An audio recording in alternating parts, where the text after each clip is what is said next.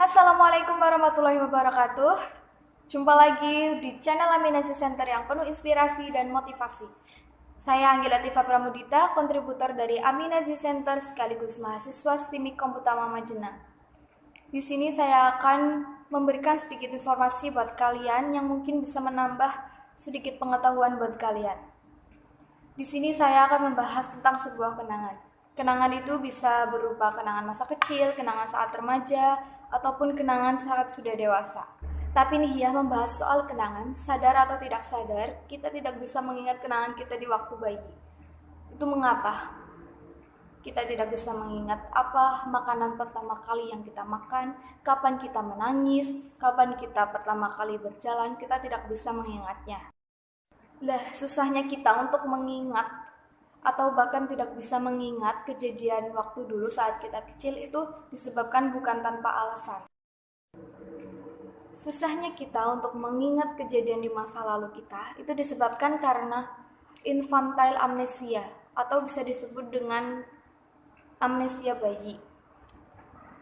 Apa itu infantile amnesia atau amnesia bayi? Adalah ketidakmampuan seorang dewasa atau manusia dewasa untuk mengingat kejadian atau peristiwa di masa lalu sebelum kita berumur 4 tahun.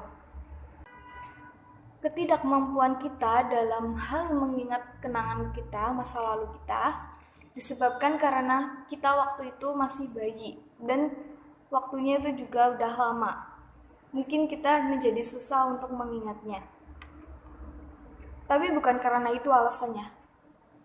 Tetapi ketidakmampuan dalam mengingat ketika bayi dan balita disebabkan memori yang belum sebetulnya terbentuk.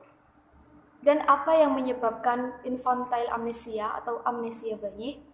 Kita akan bahas di sini.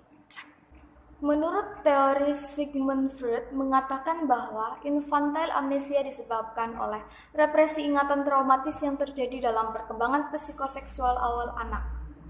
Ada pula teori yang mengatakan bahwa sel-sel otak anak terus bertambah sepanjang waktu, sehingga sel baru akan merusak sel lama yang sudah terbentuk.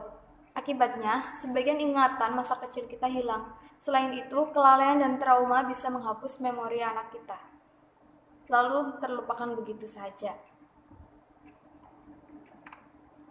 Kalaupun sesekali kita mengingat suatu kejadian saat balita, kemungkinan besar bahwa kenangan tersebut merupakan suatu peristiwa yang membekas di dalam hati, di mana peristiwa itu merupakan peristiwa yang begitu membahagiakan atau bahkan sebaliknya, yakni begitu menyakitkan. Menurut laman Psikologi Today bahwa dari usia 7 tahun, ingatan anak-anak kita mulai memudar. Anak-anak berusia 5-7 tahun dapat mengingat 63-72%, sementara hanya 35% anak usia 8-9 tahun yang mampu mengingat memori masa kecilnya ketika berusia 3 tahun. Hal ini menunjukkan bahwa semakin bertambahnya usia, semakin sedikit memori masa kecil yang dapat kita ingat.